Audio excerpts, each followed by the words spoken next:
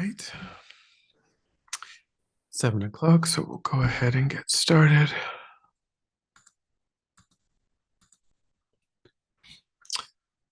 Okay, so this is Buddhism in a Nutshell, Class 2. And I guess just before we move on, were there any questions that arose from thinking about what was said last week that might be helpful to address? I had a question on karma. Uh, If if karma is based on intention, so you have to kind of set your day saying, "I won't kill," yada yada. But if you do kill, but you didn't have the intention to kill, does karma transfer? Do you have to have the intention? we'll look at that definitely in more detail as we go along. But before the Buddha, what is of primary importance is not what a person does, but why a person is doing it. So, without the intent to cause a particular action, um, the action that was engaged in, inadvertently is very different. At least we can say it's very different than um, intending that outcome and then trying to engage in an action that is designed to bring about that outcome. Those are, at least we can say, those are two very, very different things in terms of what happens in the mind. Okay, thank And you. certainly what the Buddha is going to emphasize very, very strongly is what is the intent of our actions.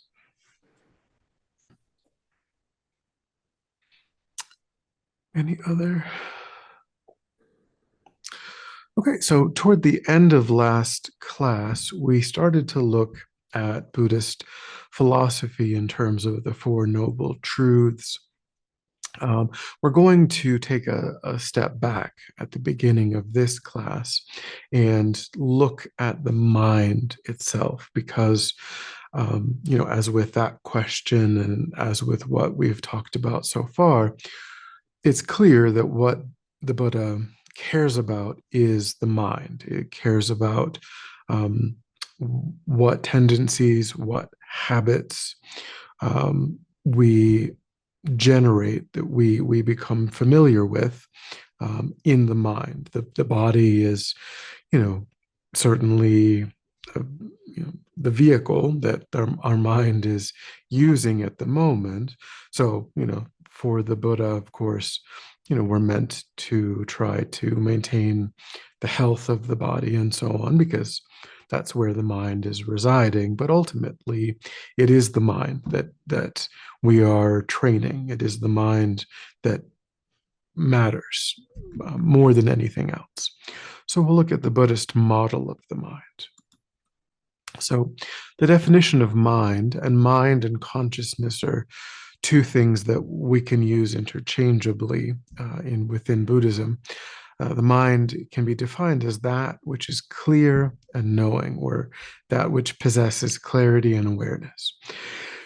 And these are two, we talked last week about how we often come across words that are technical, Sanskrit or Tibetan terms that we are finding the best English word possible, or at least um, the English word that has stuck in some cases, maybe not the best, but maybe the earliest or the one that was most widely adopted.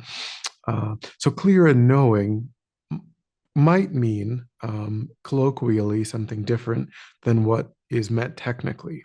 Clarity or clear refers to the aspect of the mind as a non-physical energy. It doesn't mean, um, perfect. It doesn't mean free. Of course, and it's a little bit more nuanced too, because we can talk about different layers of the mind. And it is the case that um, that there are aspect that there's the mind in its most essential nature is free of the stains, um, the negativities that do affect the mind that that operates at coarser levels. But in one way, of course, we would have to say that on a practical level, those coarser levels are the levels that we have when we are ordinary, when we are awake, when and so those stains, those negativities, they do permeate our actual ordinary waking experience. But it's also true that um, if we can get down to the mind's most essential nature, um, and we can, then that mind itself is only impacted by kind of a covering of these stains. That it's sort of like there is a level of mind that exists independent of the covering of these stains. So the mind is separable from stains, but as I say, on a practical level, um, the mind, it arises together with those stains for all ordinary beings at all times, as that ordinary being is going through daily life. So it's a technical distinction in a way. Um, but the word itself is really referring to the fact that the mind is energetic in its nature. It doesn't have form, it doesn't have shape, it doesn't have color, it doesn't have size. It's energetic in its nature. And knowing, also awareness is another word that can be used in place of knowing, that which possesses clarity and awareness, that which is clear and knowing. Knowing also doesn't mean knowing perfectly. It also doesn't mean knowing without mistake. It just means that our mind can be directed toward that which can be directed towards some object of cognition. And when the mind is directed toward an object of cognition, then there is some cognition that arises and some internal representation of that object is generated. We can look at something, we can hear something, we can taste something, we can imagine or daydream or plan or do some purely mental event in relation to an object. And then when all of those things are done, internally, we generate some kind of representation of that object. So that's what the mind is. It is an energy that generates some internal representation of what it's directed toward when it's directed toward it. So there are six types of mind, or consciousnesses. Six minds, main minds, primary minds, or types of consciousness.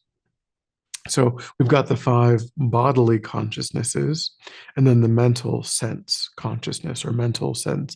These are also called sense powers. So the taste sense power, the touch sense power, the visual sense power, the auditory sense power, the olfactory sense power, and the mental sense power. So for Buddhism, we can't really talk about the mind separate from what it is cognizing, what it is engaged with. The mind is always together with its object. The the olfactory sense is always together with a smell. The gustatory sense is always together with a taste. Visual sense is always together with an external visual form, and so on. So these consciousnesses are always engaging with their what in Buddhism we would call their respective object. The sight is engaging with visual forms, the touch is engaging with tactile sensations, and so on. And then the mental sense consciousness is quite important as well, because and the reason why understanding the Buddhist model of the mind is critically important is because what we saw in the first class is that we have these distorted perceptions. We talked about attachment, we talked about ignorance, we talked about aversion. These are distortions of these cognitions. These are distortions of how a sentient being is engaging with objects of awareness, objects of the mind. Um, and a big reason that this happens is because we mistake what is happening in the mind, and we think that it's happening in the physical sense. We think that when we taste something pleasant, the tongue is noticing pleasantness in the object. When we hear something pleasant, we think that the ear is noticing something pleasant in the object, when really that sense of pleasant, or the opposite, could be an unpleasant taste or an unpleasant sound. But really, from the Buddhist perspective, the five physical senses are very basic. They're not really judging what is experienced. The taste sense consciousness, for example, can cognize bitter, it can cognize sweet, it can cognize, savory, etc. But it can't distinguish pleasant versus unpleasant. It can't say that chocolate cake is pleasant and boiled Brussels sprouts are unpleasant, because roasted Brussels sprouts are delicious, but boiled Brussels sprouts, not so good. But the taste consciousness can't do that. The taste consciousness isn't doing that. The mental sense consciousness is coming in maybe a millisecond later, and it is judging what the taste consciousness is sending to it, and it's judging it as pleasant or unpleasant. So teasing out exactly how this process works is really actually important for replacing an exaggerated perception with a realistic perception, and understanding exactly how cognition unfolds becomes critically important for replacing ignorance with wisdom, which is why it's something that is taught in a lot of detail, not in great detail in this particular course. This, again, is sort of a very broad overview, but in general, it can be taught in really fine detail, and it becomes important to try to understand those details, because we do ultimately need to replace mistaken and exaggerated cognition with realistic cognition. So I'll just do one more, and then we'll pause for questions. So therefore, what we've said is that a mental event, a moment of awareness, is one of the minds together with an object. A taste, the gustatory sense together with an object of taste, or the auditory sense together with a sound. In a room where sound is impossible, or in a room where there is not even the slightest possible sound occurring in that moment, doesn't really make sense to talk about the auditory sense. The auditory sense is able to perceive sound, but there is no sound, so it's not active. It's dormant. It's present. It's functional, but there's no objects that can be cognized in that moment. In the next moment, maybe there would be. You could be. Most of our environments have some kind of sound, but you could imagine going into a room where it was impossible to produce sound, or literally blocking the ear to the point where sound couldn't enter. There's nothing wrong with the auditory sense. The auditory sense is kind of there, able to perceive sound, but we can't really talk about the auditory sense in the absence of sound. So the sense power must have an object, must be cognizing an object. And very often then, as we said, the mental sense consciousness will also then get involved. The auditory, the mental sense consciousness will come along and then make some sort of judgment or perception or hold some sort of view about what it was that one of the bodily senses um, engaged in, what one of the bodily senses perceived.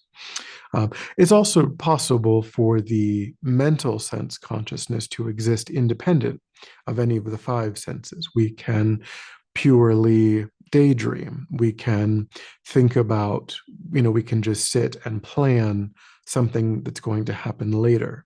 Um, that doesn't involve tasting, touching, hearing, etc. So, but the mental sense power is operating. So we only need one of the six consciousnesses. Oftentimes, there's more than one. Oftentimes, there's a bodily sense consciousness as well as a mental sense consciousness, but the mental sense consciousness may operate independent of, at least independent in terms of that particular object that it's cognizing. Of course, you know, we are existing, we're embodied beings, so smells are happening. Maybe we're tasting our own mouth, or, we're hearing, but we're thinking about dinner, or we're thinking about work tomorrow, or we're thinking about a report. And so that specific cognition isn't being informed by what we're tasting, what we're listening, what we're ambiently hearing, what, the kind of the sensation of the seat on the body and so on. Those perceptions are being presented to the mental sense consciousness, but they're unrelated to the object that the mind is engaging with. Okay, pause. Any thoughts or questions so far? Yes, one question about the mind, or when you're doing the diagram, let's see if I can find the notes. The mind, so the mind is in the middle. It's kind of surrounded by stains, correct? Kind of the model looking at it. Would we, if we do the Western look at that, that would be the ego, kindish, roughly. Sort of. So we can say that the mind has levels of subtlety or levels of coarseness. Um, when we as ordinary beings, when we are awake, when we're talking, when we're navigating the world, as an ordinary being, the coarsest level of our mind is operating. The least subtle level of our mind is operating. And this spectrum depends upon the level of engagement with the external world. So for an ordinary being, when we're looking around and we're grasping things and we're interacting, the coarsest level of our mind is operating. Um, it's really only the subtlest level of our mind, what they call the mind of clear light, that is able to, that is not directly impacted by um, the well, that itself is not in what the best way to say it is that the mind of clear light is not in the nature, is not one with the stains or the delusions or the afflictions. Its essential nature is not one with the afflictions.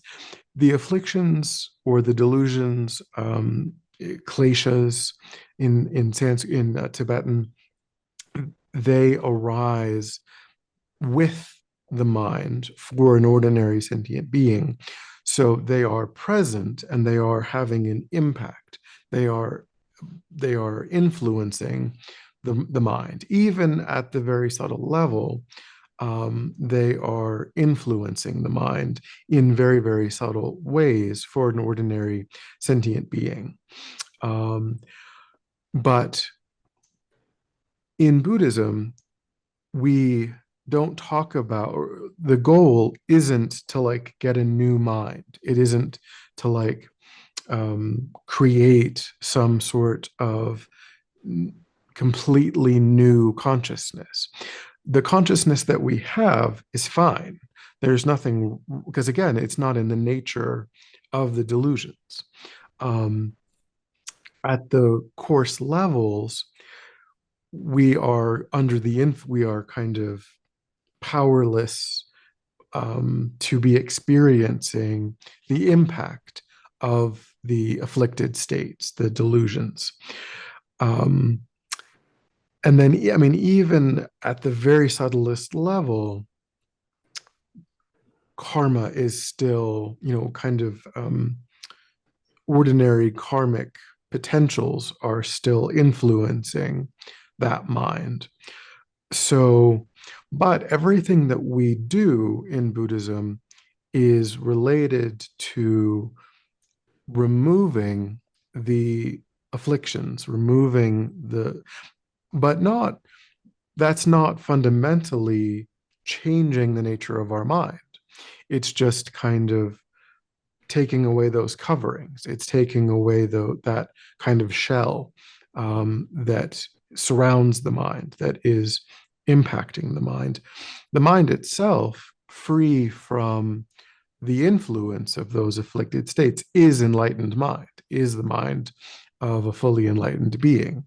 It isn't that we're generating or constructing something completely foreign or different than what the mind is. The mind doesn't need that. But the mind does need to be freed from the influence of the afflicted states, the delusions, the afflictions that are that kind of one analogy that they use is like a cloth that's soaked in like an oil. Um, the cloth and the oil are two completely separate substances, right? Like you could even think of like they didn't have motor oil back then, but you could think of like motor oil. You could take a perfectly good cloth and you could submerge it in motor oil, and you would have two completely different things. You would have motor oil and you would have the cloth, but functionally you've got a cloth that is totally saturated with motor oil, and everything that it touches is going to leave a trace of motor oil. At your hands are going to get motor oil on them. So functionally, it's totally penetrated with that motor oil. But if you do the right kinds of things, if you apply the right sort of antidotes to the motor oil, eventually you can end up with just, again, the perfectly usable white cloth that you started out with. Um, Buddhism doesn't talk about like a fall or anything like that. Like there wasn't a time when our minds were like that, where they didn't co-arise with delusions, unfortunately. So there wasn't like something that changed. Mind has always arisen. Ordinary mind has always been afflicted with the delusions, the afflictions, the obscurations, however you want to call it. So the mind is thoroughly influenced in that way, but they're two completely separate things. So the one thing that is problematic can be completely removed from the mind, and then the mind itself doesn't need anything other than for that to happen. Thank you.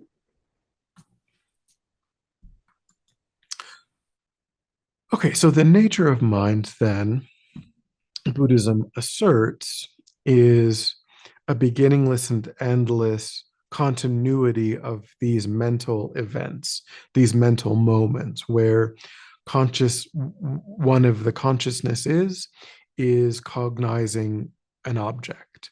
Um, what they say is that in a finger snap, which I guess 2,600 years ago was a quick way of talking about a really short period of time. In a finger snap, there are 64 discrete mental events that happen.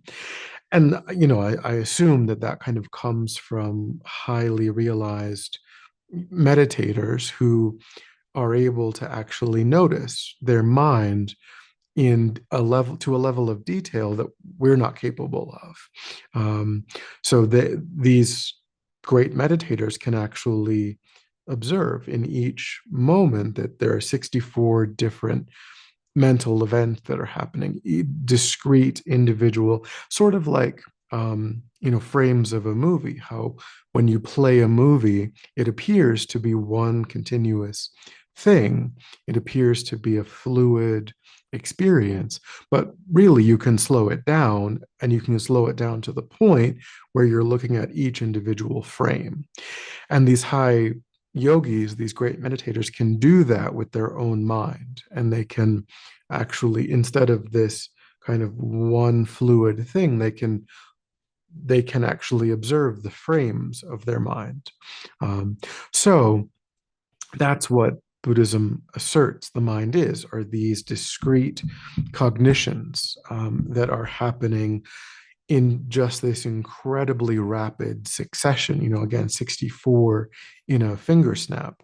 So the mind is having these slices of cognition that are just stacked in these incredibly compressed time periods. And this is a beginningless and endless process from the Buddhist perspective. The mind that we are experiencing in this moment has always existed, and it will always exist. And what it will be doing is having these mental events, having these cognitions. Um, it's just been doing that in a succession of different kinds of lifetimes. It's been having a lot of different kinds of experiences in different sorts of environments, different sorts of forms. But the mind itself is beginningless and endless. And it's cognizing all of the time. So for the Buddhist, um, the question is, what is the mind going to be experiencing? Not, whether the mind will experience or won't experience, or will the mind exist or not exist, because the mind is beginningless and endless. But what sort of experiences, what sort of cognitions will the mind be having? Will they be ordinary experiences? Will they be ordinary cognitions that are going to be subject to these afflicted states? Or will that mind get to a point where it's having an enlightened experience? It's having enlightened cognitions. It's having enlightened experiences. That's really the only question, for the Buddha, for Buddhists, is what sort of experience is the mind going to have? And the Buddha basically says, well, ordinary experience is conditioned by the afflicted states, and enlightened experience is not. So let's do that. Like, let's move in that direction. Let's generate the causes to have enlightened experience rather than ordinary experience, because enlightened experience is free from all of those problems, all of those shortcomings that characterize ordinary existence. Okay, so that's just kind of a very brief introduction to the idea of how Buddhism understands the nature of our mind. Any thoughts before we go on to the next topic?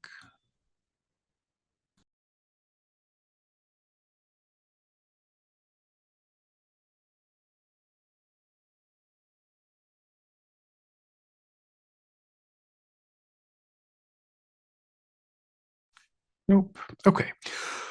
So we're going to talk now about the topic of what it means to be Buddhist, what distinguishes a Buddhist practitioner from a non-Buddhist practitioner, or what distinguishes Buddhist philosophy from non-Buddhist philosophy. This isn't, to say that Buddhist philosophy is right and other philosophies are wrong. This is just how can I judge what is validly Buddhist philosophy or validly a Buddhist teaching, versus something that's other than that. So we can use this to decide if what we are hearing, what someone is saying, if it comports with these four seals, then it's a Buddhist teaching. If it violates one of these four seals, it's not a Buddhist teaching.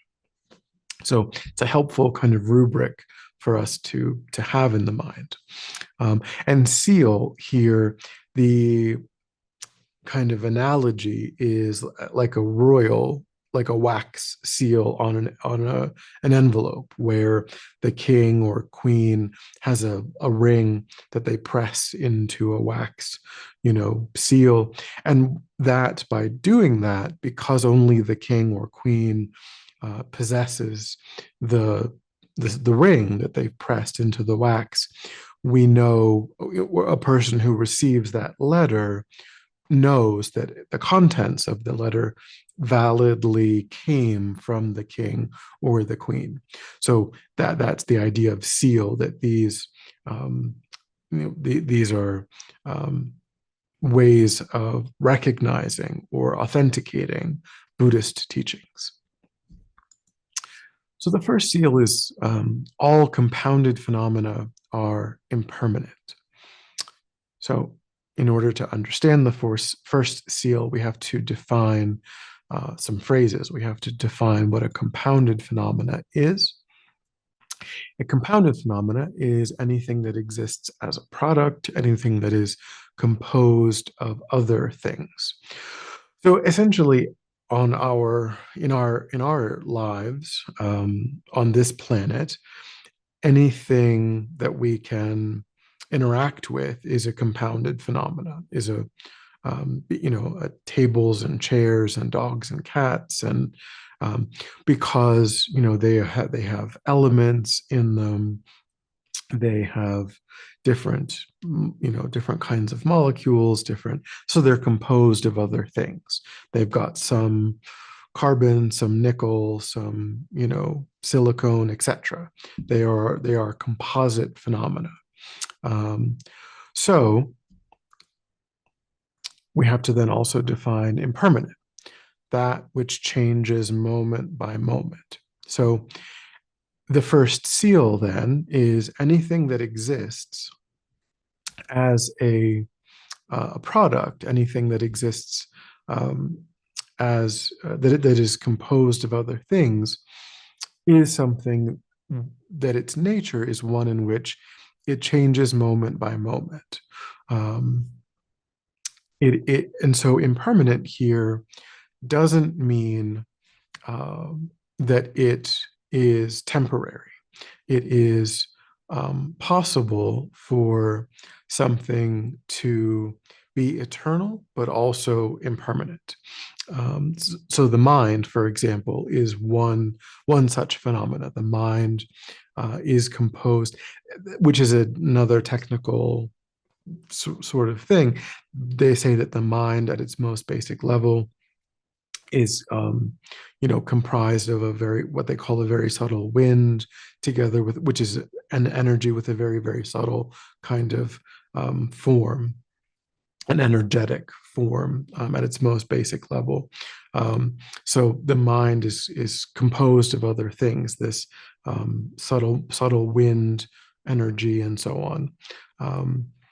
And so the mind is is something, but as we've said, the mind is beginningless and endless. The mind is not going to cease at some time in the future.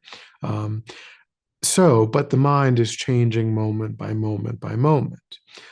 The body is also changing moment by moment by moment, because the body is composed of atoms of different natures. There's again some carbon, some water, some, you know, iron, etc., different things all coming together to create the tissues of the body. And so the body's nature is also impermanence. Uh, but the body will cease at a certain point. I mean, you can talk about how each individual, you know, can, you know, the electrons and so on, maybe, you know, those are, you know, going to continue, um, and so on. But the body itself, the body as a phenomena that we can talk about, I mean, once you get to that stage of decay, there's no body. Like there, yes, there are free electrons and so on, but the body itself has ceased. You can't really talk about, oh, that's a body. You can say, you know, certainly it's true that we are breathing in, you know, atoms and so on from people who died, you know, thousands, hundreds of thousands, millions of years ago. Certainly that's true. But we can't really talk about that as being a body any longer. Um, but so you've got things that are impermanent and temporary, and you've also got things that are impermanent and eternal. But the key is that the word impermanent itself isn't addressing whether or not something is permanent, or I'm sorry, because permanent means something specific in Buddhism, um, whether something is temporary or whether something is eternal. The word impermanent is only addressing that it that phenomenon changes moment by moment by moment, that there are no two moments in the continuity of that phenomena where the phenomena is static, where the phenomena is the same. Um, so if someone says to you, you know, that this thing that you can clearly see is composed of parts, composed of other things, if they say to you that it's not changing, that it's unchanging, then that would violate this first seal, because everything that's composed of parts, composed of other things, is changing moment by moment by moment. Any questions about the first seal? All compounded phenomena are impermanent.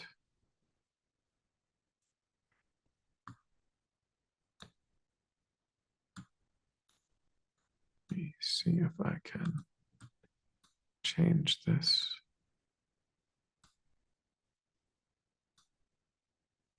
Because I feel like it's a little bit better. No, okay. Oops.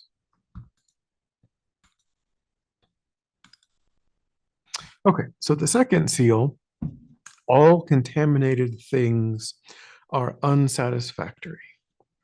So here again, we have to define a contaminated thing and we have to define unsatisfactory. So so the word contaminated, again, an English word that somebody decided to use to talk about either a Sanskrit word or a Tibetan word. It's always struck me as quite heavy, as a word. It almost sort of moralistic, as a connotation, and that's really not what is intended by the Sanskrit or the Tibetan. Um, a contaminated thing is that which has past karma and delusion as its origin. So, you know, I guess though they use the word contaminated because really another way of talking, another way of saying it is just ordinary. It's over against enlightened experience. It's basically anything that is not an enlightened being or the environment of an enlightened being is a contaminated thing because it's ordinary.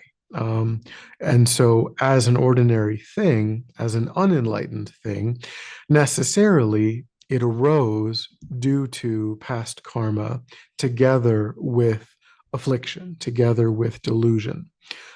So our bodies are contaminated things. The present mind that we have, because it's influenced by, it's not enlightened mind, right? It's ordinary mind. So it arose together with karma and affliction. And everything in our world is the product of our minds and our bodies. Um, Even the natural world, from the Buddhist perspective, is a function of the collective karma of ordinary beings.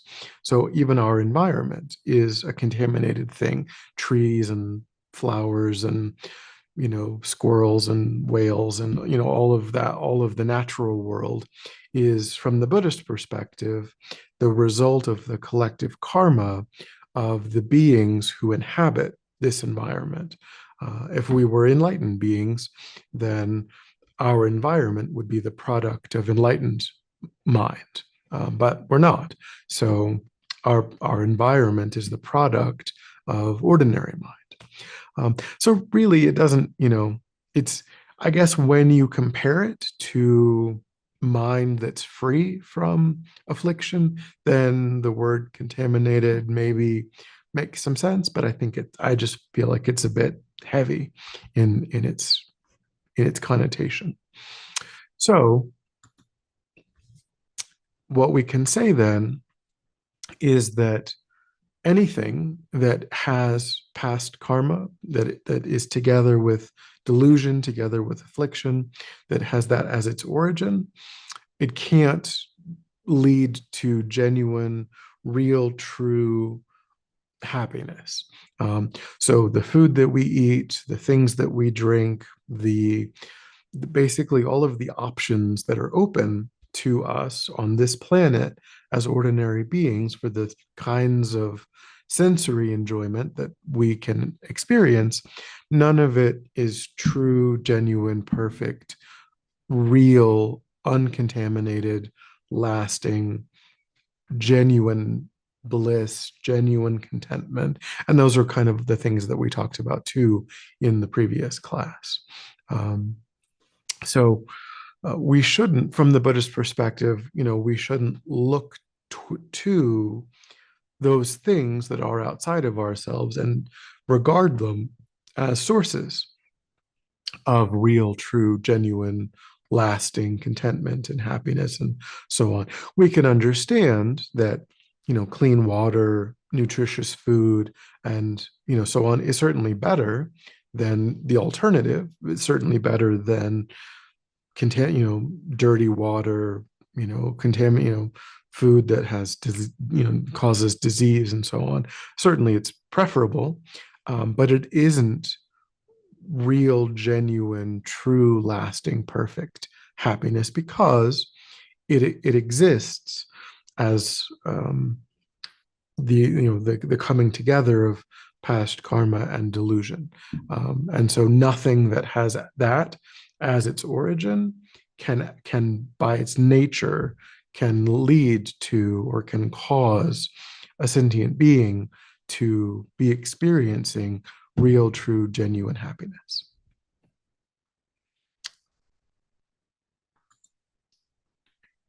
Okay. And then the third seal is all phenomena are selfless. And so this seal is a teaching that we're really kind of going to have to mainly come back to again, as I said before, kind of in the last class when we talk about this idea of selfless, this idea of, we'll just use selfless as it says here. But in general, what we've talked about is that the mistake that the Buddha asserts that we are making as ordinary sentient beings is we believe that our cognitions are passive noticing of what's present in whatever it is that we are cognizing, whatever it is that we are observing, and that we believe that when we cognize pleasant or unpleasant or kind of neutral in an object. If we just kind of look at a piece of white paper on the desk, we're just like, that's just sort of neutral. It's not pleasant or unpleasant. It doesn't generate attachment or aversion in the mind. So some things are like that, but many things fall into that which triggers attachment or that which triggers aversion. We think that the nature of that thing is to trigger attachment, is to trigger aversion, because it has some real findable essence of pleasantness or unpleasantness or neutrality, maybe. And the Buddha says, no, that's not true, that we are we are layering on top of what's there. We're actively participating in our generation of our cognition or perception. Here, I would say perception rather than cognition. Our perception of the object as pleasant or unpleasant or neutral is coming from the mind in an active way. We think of it as passive, but it's actually a very active process.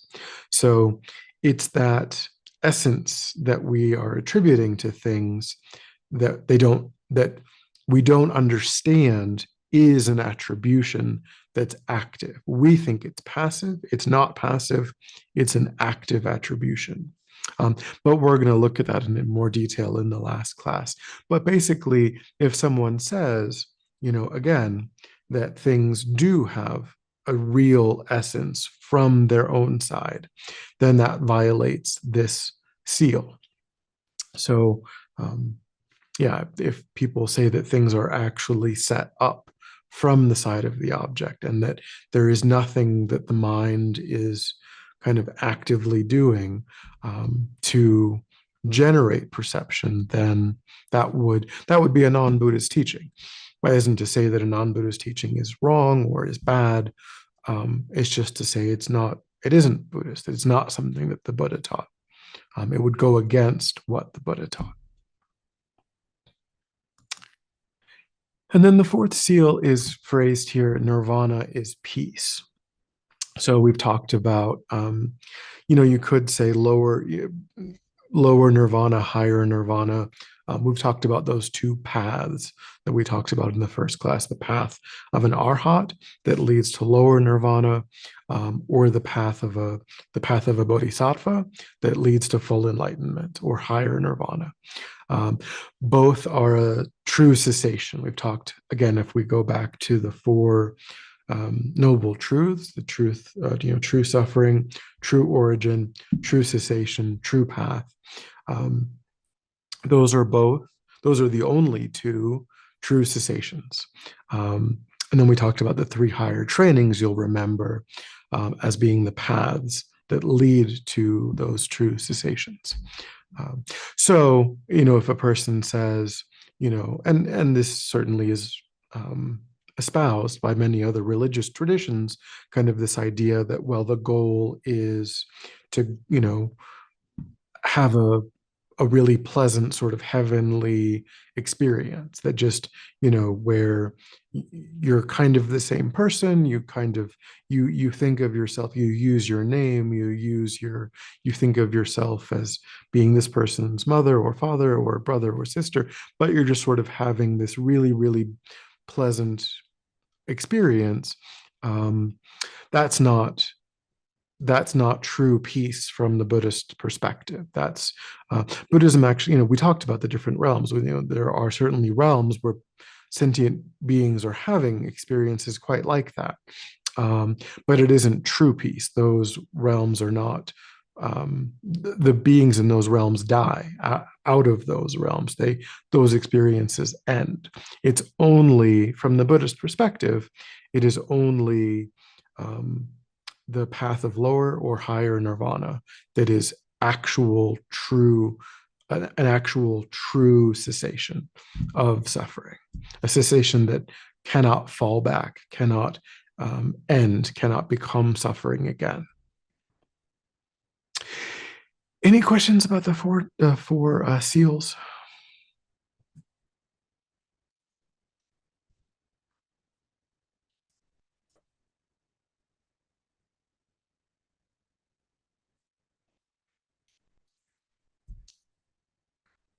Nope. Okay. So this section, as we said, is the section on what it means to be a Buddhist, and we talked about the four uh, things that qualify Buddhist philosophy from non-Buddhist philosophy. We can also talk about the five lay precepts. These are five things, five ethical trainings or ethical precepts, training precepts that a person undertakes when they become Buddhist. It's integral to what it means to be a practicing, actual, official kind of, because, of course, and not everyone needs to do that. Of course, people can learn to meditate, they can integrate certain aspects of, Buddhist meditation or certain aspects of Buddhist philosophy. There's also what's called going for refuge, actually formally becoming Buddhist. And when a person does that, principally from that point forward, they are agreeing to be bound by the five lay vows, the five lay precepts. And these refer to ethical restraints that they are agreeing to. This is not the totality of what the Buddha taught about ethics, because, well, for many reasons. One reason is that, as I said, a person is agreeing to do their very best from that moment for the rest of their life to never engage in these five things. These are negative things that we are refraining from.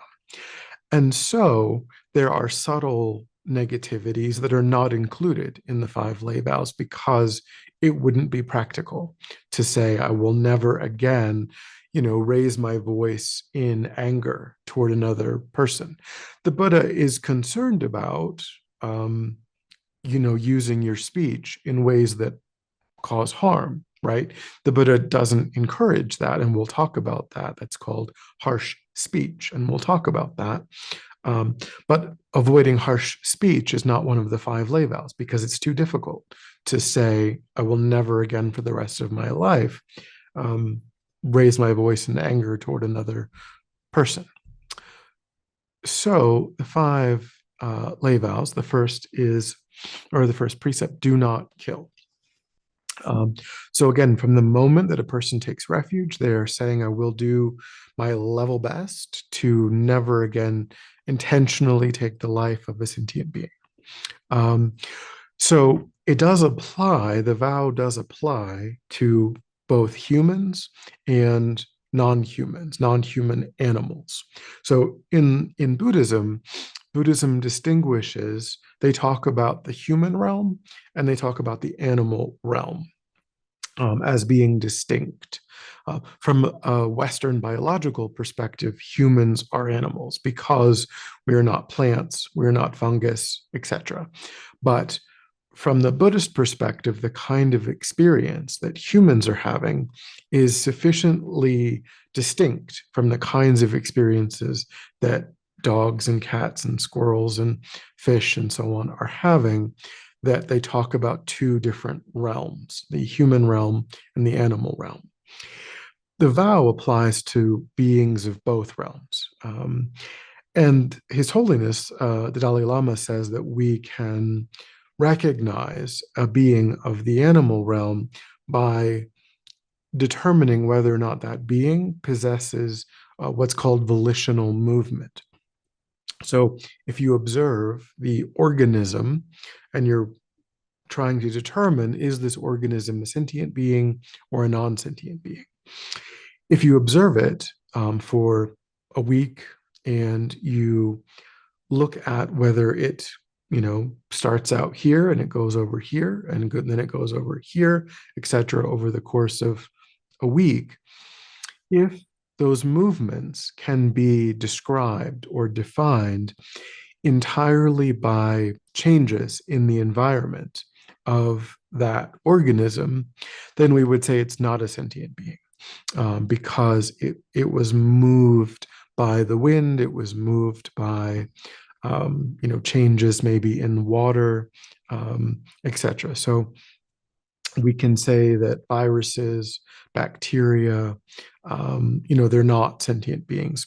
Single-celled organisms, protozoa, etc. They're not sentient beings because they don't possess volitional movement. Their movement is dictated by changes in the environment. But multicellular organisms, that's a gray area. Now, as a practical matter, in terms of literally multicellular organisms, there's probably not much we can do about it. So I would suggest that we just don't worry about multicellular organisms because no one's intentionally going out of their way to do anything, but we're breathing, we're drinking water, we're moving here and there. We're killing multicellular organisms, but it's kind of unintentional. So really, we kind of just have to put it aside on a practical level. But then we do get up to, say, insects, mosquitoes, ants, flies, different very, very small things. And those do count. And then, of course, you're also talking about more and more complex things. But even going down to the level of, again, flies, mosquitoes, worms, ants, things like that, they all count as sentient beings because they sometimes just choose to go from point A to point B. And we don't, nothing really happened in their environment. They just decided, they thought maybe there was food there, and maybe there was, maybe there wasn't, but they just sort of explored that area to determine if there was food or they just checked it out. They moved intentionally, volitionally from point A to point B. And so they are sentient beings. Sentient being also a mind possessor, semchen in Tibetan, mind possessor or sentient being. So a fruit fly, a mosquito, has a mind, has a consciousness that is different from their physical form. Just like we have a mind, we have a consciousness that is difficult from our physical form.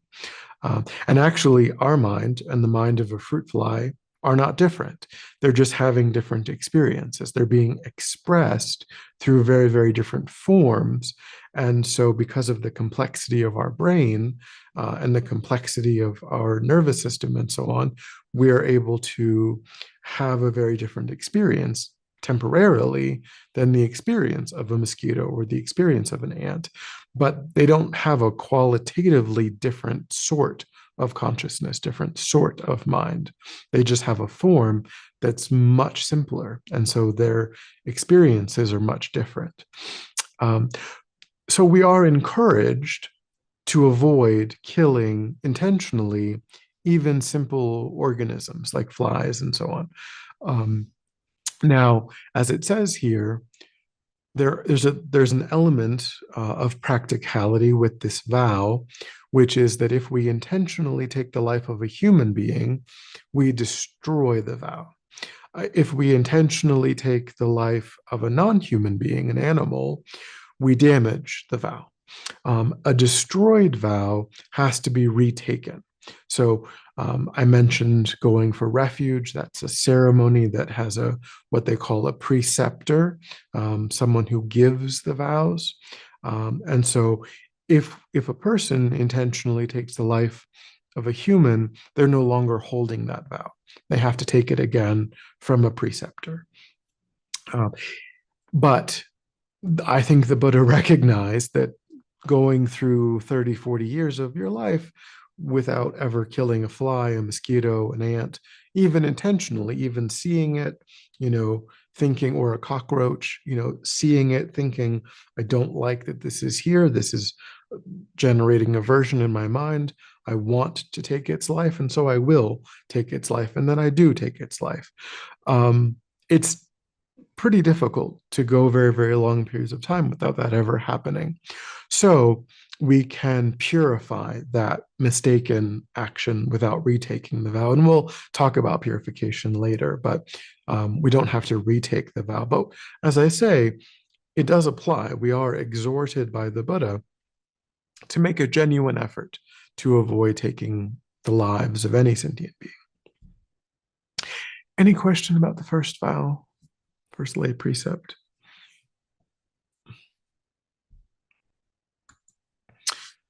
The second lay precept is, and so I say lay precept because there's also a level of vows for monks and nuns, which are different. So that it's a sort of a different thing. They have additional vows, but and some of the vows are constituted differently. But these are vows that a person who's not a monk or a nun takes when they go for refuge. That's why I say lay rather than monastic. So the second lay precept is do not steal. So this is different than, it could be different than how we've understood not stealing prior to taking refuge. We probably agree.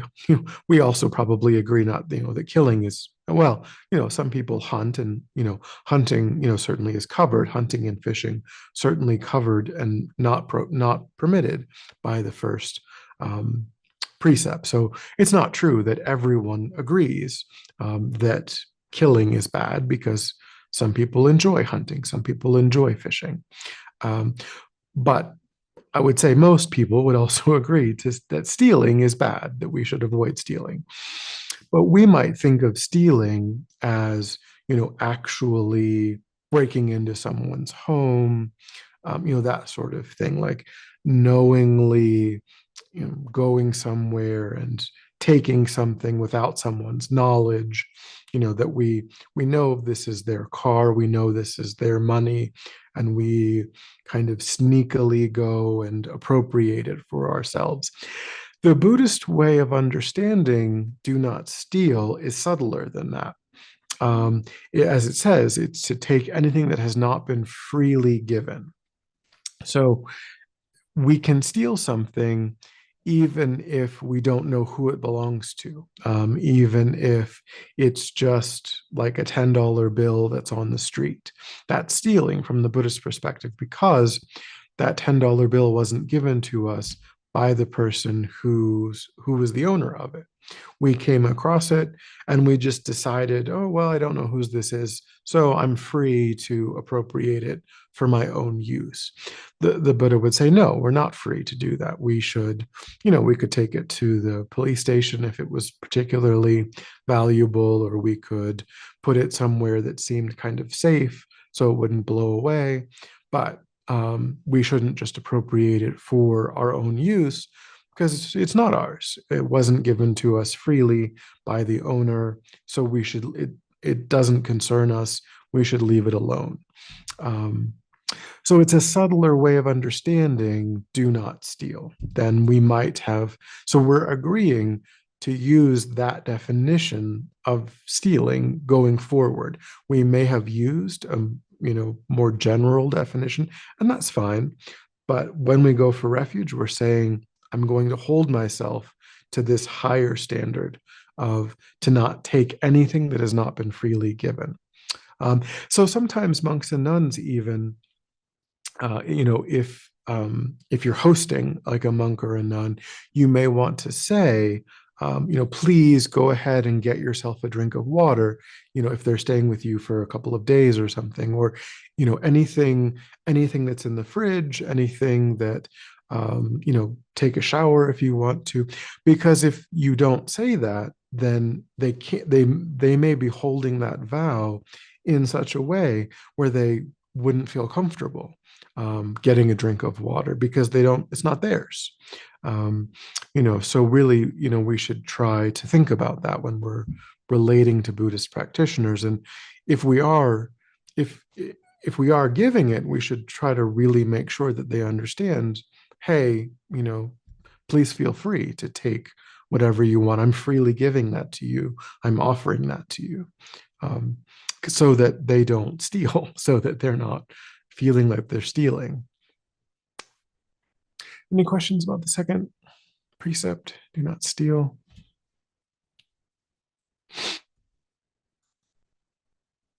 So the third precept is do not lie. So when we say do not lie, a lie here, as it says, is to intentionally communicate that which you yourself know to be untrue to a sentient being that can understand you and is subsequently deceived. So, we have to, if the person is, unconscious and they didn't hear us, if they don't speak our language, if they're, an animal and they don't speak any language, they have to actually kind of believe what we're saying. They have to kind of know what we are intending, and they kind of have to believe what we're saying. So, that does mean that we have to be careful about exaggeration because we know it to be untrue, and they might be deceived. They might think that they might not know that what we're saying isn't true. If we think that we're just exaggerating, but they come to believe what we're saying, then really we have lied because we knew it wasn't true when we said it, and we communicated it, and then they began to act as if it was true. They began to act, in accordance with what we said. Um, they are subsequently deceived. They now believe something that isn't true. Um, they themselves believe that it isn't true. They themselves believe that it is true when we know that it isn't true. So it does mean that we've got to be careful about our words and, making sure that we might not accidentally give someone a false understanding of something. It doesn't mean that we intended, it's important to point out that it doesn't mean that we intended, we probably often did intend for them to be deceived, but they may be deceived inadvertently. And what all we did was intentionally say something that we knew wasn't true. That's the key thing. We know it's not true. And then they just happen to believe that it wasn't true. Okay. Now with this, to some degree, with all of these, we do have to use our common sense, and we shouldn't have such a adherence to these precepts that adhering to them causes great harm, because the purpose of these uh, precepts is to protect other sentient beings from harm, right? That's the goal. The goal, because often when we lie, really with all of the ethical teachings, they are proxies for afflicted mental states. They are signposts for what's happening in the mind that is afflicted, that is disturbed, um, that is not in line with a kind of a spiritual, evolved perspective. So generally speaking, when we lie to people, the goal is in fact for them to be deceived, and we're doing it because we want to manipulate their view in some way. We want them to think something, we want them to think better of us than is true. We want to get something from them. We're trying to basically manipulate in some way. We don't want them to see the truth. We want them to see a deception in order to get them to act in a way that we want. And if they did know the truth, they probably wouldn't act in a way that we want. That's often what underlies lying. Killing, often it's aversion that underlies killing. Stealing, it's often attachment that underlies attachment. So these actions, as we said, from the question in the very beginning, what the Buddha really cares about is why we're doing things. So these actions are stand-ins for motivations that are not wholesome. They are stand-ins or proxies for problematic motivations. There could be, though, instances where we take someone's car keys because they're not fit to drive, because they've had too much to drink. It isn't our car. It's not our car keys. We did kind of, they don't want us to take their car keys, but we can see that they might kill someone or they might kill themselves or both. Um, or we might lie because we know that someone is going to harm someone else.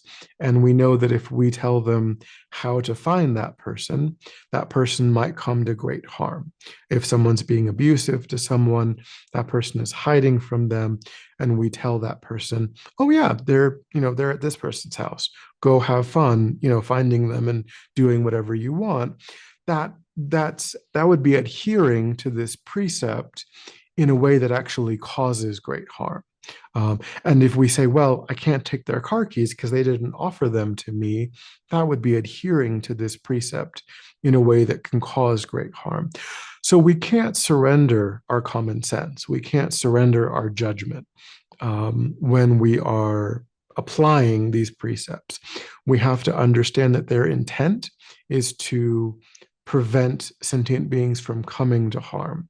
And we have to understand that the Buddha is observing that generally why people do these things is because affliction is arising in their mind, because delusion is arising in their mind. So they also protect us. They protect us from indulging in affliction, from indulging in delusion. So they protect others and they protect us. But occasionally they can be engaged in if there isn't any actual delusion, if there isn't any actual affliction, if the action is actually based in wisdom, then sometimes these are permissible. So we do have to use our common sense. Any questions about, I don't know if I asked if there were questions about lying or not. Any questions?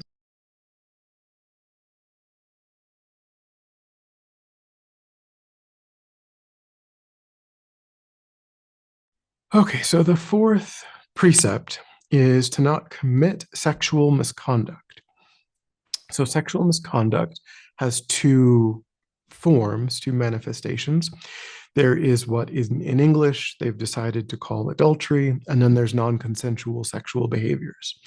So these are the two ways in which a lay practitioner, a Buddhist lay practitioner, can engage in sexual misconduct. So adultery is to violate any reasonable expectation of monogamy, either that oneself has with someone that they are in a relationship with, or someone causing someone else to violate a known reasonable expectation of monogamy. So if a person knows that the other person is married and they know that in that marriage that it's a monogamous marriage, and that person intentionally kind of wants that person to break that vow of monogamy, then even though that person was single, they caused that other person to violate that vow knowingly. That's adultery. Or it could be that that person themselves was in a relationship where there was that reasonable expectation, and then they themselves also have engaged in adultery. So it doesn't turn on marriage. It doesn't, I used the example of marriage, but it turns on just the reasonable expectation of monogamy, not whether there's some sort of legal marriage or anything like that. But if two people have agreed between themselves that there is monogamy, and then that expectation has been agreed upon, it's understood, it's clear, and then it's intentionally violated, that's adultery. So we ought not do that ourselves. We ought not entice other people to break their own vows of monogamy. If it's an open marriage or whatever, maybe that's inadvisable, but if that's what people have agreed to, then whatever. That's not what the Buddha, the Buddha doesn't, it's not relevant. What's relevant is the harm that comes to sentient beings when they do have that reasonable expectation and it's violated. That's a really destructive thing to do to a person. And again, it's motivated by strong attachment. It's motivated by this, craving, desirous mind. So it harms oneself and it harms others. And then, of course, non-consensual sexual behaviors, anything that's unwanted, is falls under sexual misconduct. Anything that, that the other person doesn't want you to be doing. So it could be either form of sexual misconduct. Any questions about sexual misconduct? And then the fifth precept is to not take intoxicants. So this one is for the Western lay Buddhist, there are different ways that people relate to this vow. I mean, as it's written here, the strictest form of it really is to just never take intoxicants, ever, for any reason. Now, as it says here, an intoxicant is a substance that leads to what's called heedlessness that has no medicinal purpose. So we know that we might take painkillers and they might make us a bit loopy. Heedlessness is another sort of technical term, and it means really not being able to clearly understand what's happening around you and navigate your environment because the mind is unclear. The mind is under the influence of a substance. So you can't really make sense of what people are doing, what people are saying, what sort of expectations that you have in that moment. You don't recollect, you're not able to recollect your own ethical discipline, your own vows of not killing, not stealing, not because your mind is under the influence. That can happen to us. Again, we might be coming out of sedation, we might be taking a painkiller, and that could certainly be happening to us. We just really, we don't really know what's happening, but there was a medicinal purpose, so it's fine. And even things like marijuana may have true, genuine medicinal purposes, and that's fine. So what I would say is we can judge that. We have to judge that for ourselves. We have to say, is my intent to return myself to a normal level of functioning because I'm experiencing a lack of functioning? Is that my goal? Is my goal to just return myself to a normal level of functioning? And am I trying to do that with the least amount of side effects? Am I trying to do that in a way that my doctor and I have talked about? And we agree that, yes, I'm experiencing this problem that has reduced my functioning, and I'm just trying to get back to normal with the least number of side effects. If you can validly say that about what you're doing, then it has a medicinal purpose. And even though you might be a bit loopy, you might be a little bit out of it, totally fine, no problem. But if we're chasing heedlessness, if the goal is heedlessness, if the goal is just wanting to be kind of drunk, or high, for the sake of that being something that we think of as pleasurable, then again, the Buddha isn't doesn't have a problem with pleasure, if we understand that it's temporary and fleeting and not true, genuine, lasting. But the Buddha does have a problem with heedlessness. He has a problem with the fact that in that moment, we can't recollect our vow not to kill, our vow not to steal, how to use our speech in an appropriate way, how to be kind, how to be, how to interact with those around us in a way that's in harmony with our spiritual ideals. In that moment, because of heedlessness, we can't do any of those things. And that is the real problem. It isn't that we're dancing and we're, kind of in the moment and that's not the problem. The problem is we really are not able to act in a self-controlled way that is informed by our interest in spirituality, our interest in being helpful to others, not harming them, being kind, being generous, being patient. All of those restraints they kind of go out the window when we're drunk, when we're high, etc. Now, is it true that a single beverage, is it true that that is going to generate heedlessness? And does that mean that maybe a single beverage, on a special occasion here and there, that's something that people have to judge for themselves, I would say. I've heard that often when His Holiness gives the vows, he kind of lets people know that, if you want to have a champagne toast at a wedding, or, occasionally you want to have a glass of this or that, maybe if you're not alcoholic, if it's not going to lead to for some people, that's going to lead to a pattern of something that's a real problem. But for other people, they can just do the one drink and it's fine. Definitely becoming drunk, definitely getting high, that's off the table for people who are agreeing to this. One drink here and there, you know, is that ideal? Is that advisable? That it's really got to kind of have to judge for yourself.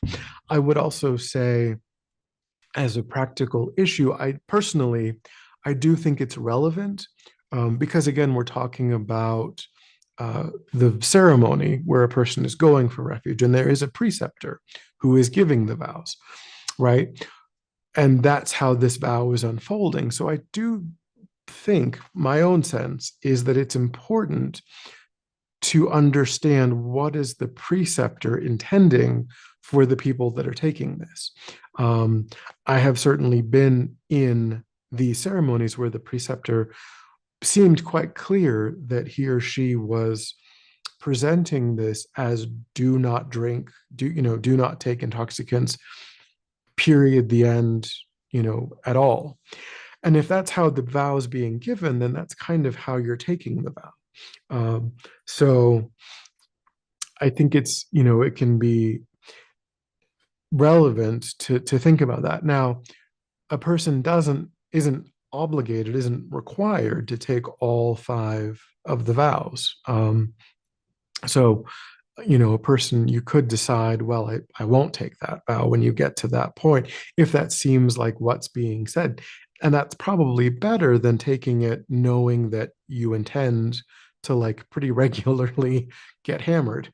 But if a person is intending that, then maybe they're just not ready to formally, maybe they need more time to really think about the disadvantages of that. And is that really in keeping with, does that really support their spiritual interest and so on?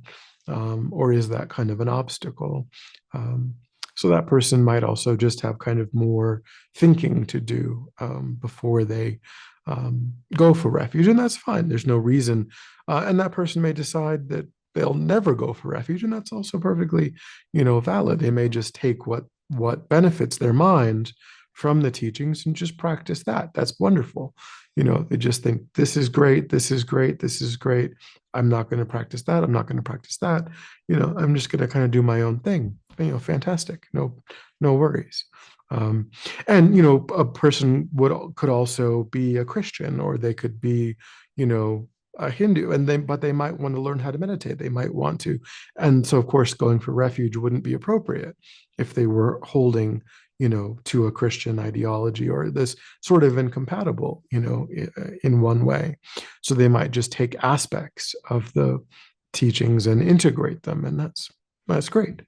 Um, Okay, any thoughts or questions about any of the five lay precepts?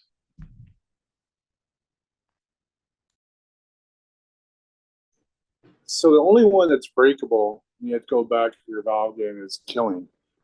Is that correct? The rest can be damaged, but can be purified through meditations, actions, or something like Um, so that. Or is that a Christian way of looking at it, kind of? so any of the vows, there are ways of repairing any of the vows. Again, so with, as I said, if you intentionally take the life of a human, the way that you can repair that is you have to take it again. Then it's repaired in that sense. You've taken it again. Now, that does depend upon a preceptor being willing to give you the vow again.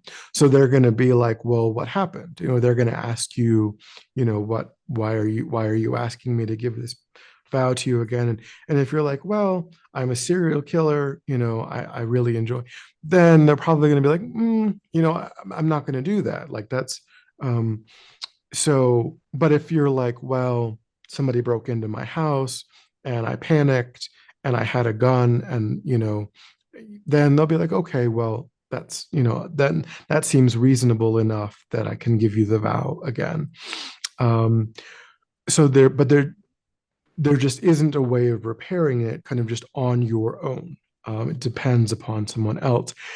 So if that's killing, for stealing, lying, for sexual misconduct is the other one where there's different levels, um, due to the kind of act that you're engaging in.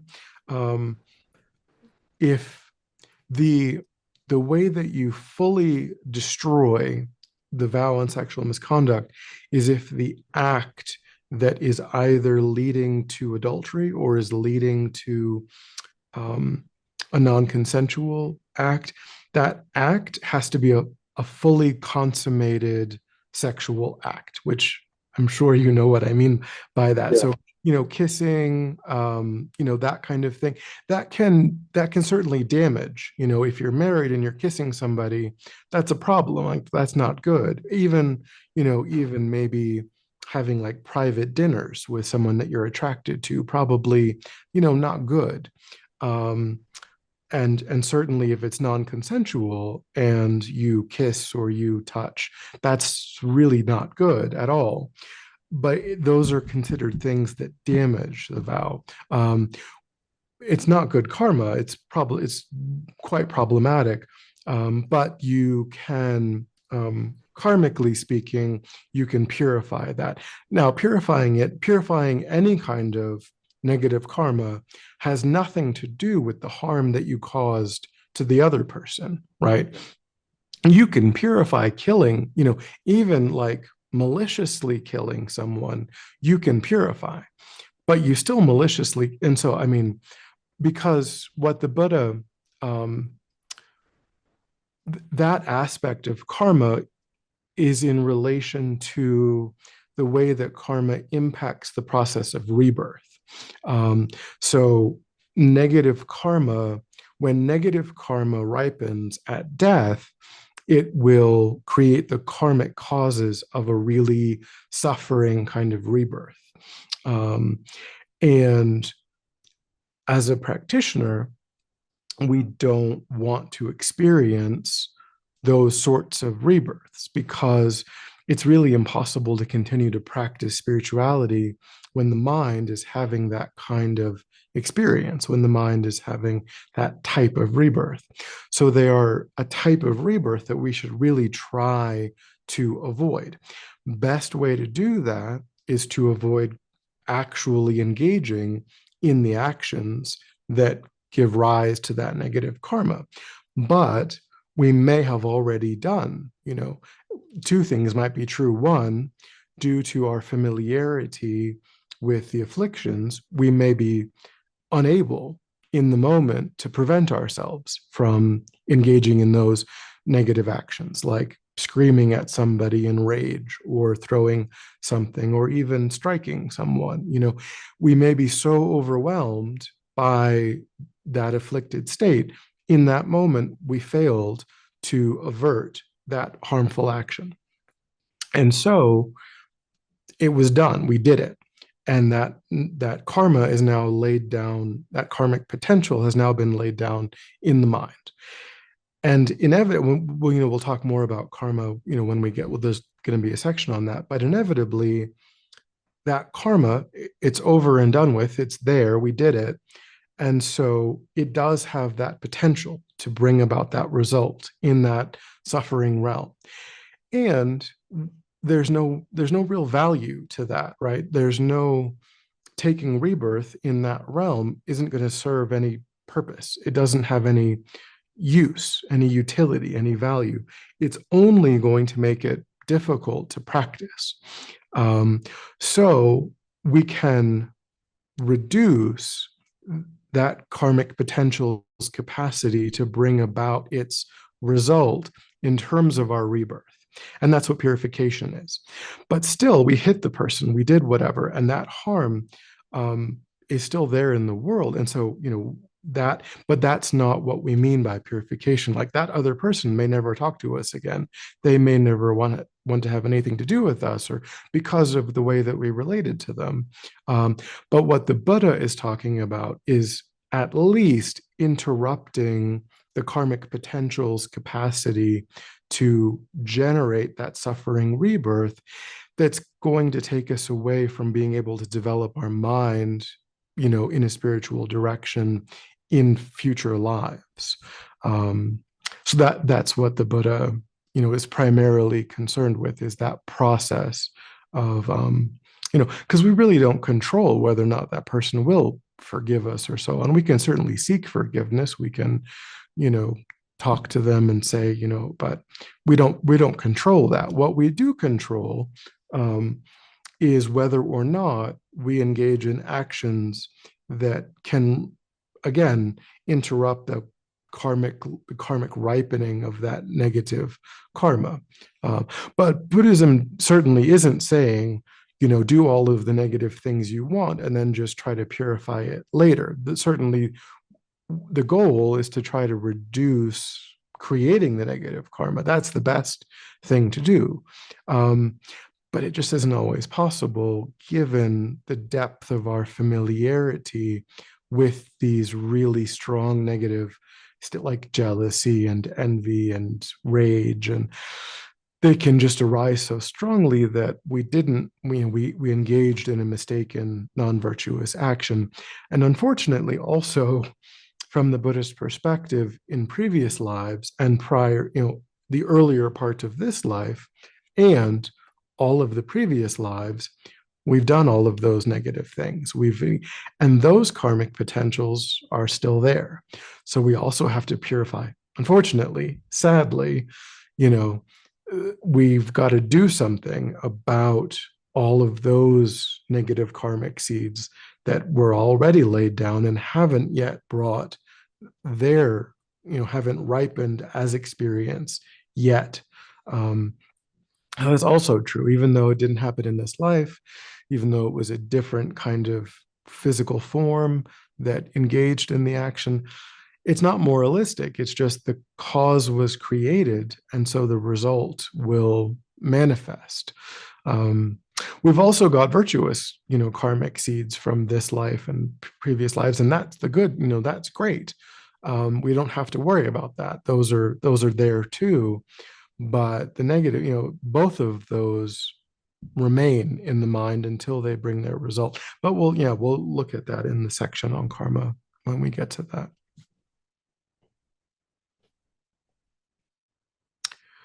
Okay. Anything else? Any other questions?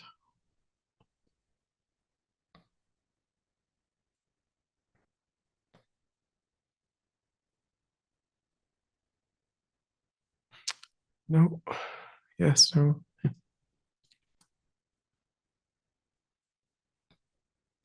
Okay, that's it. That's all we've got for today. We're a little bit past time. That's all I had. Thank you very much. Have a good Of night. course. Yeah. Have a great weekend. Hope to see you next week.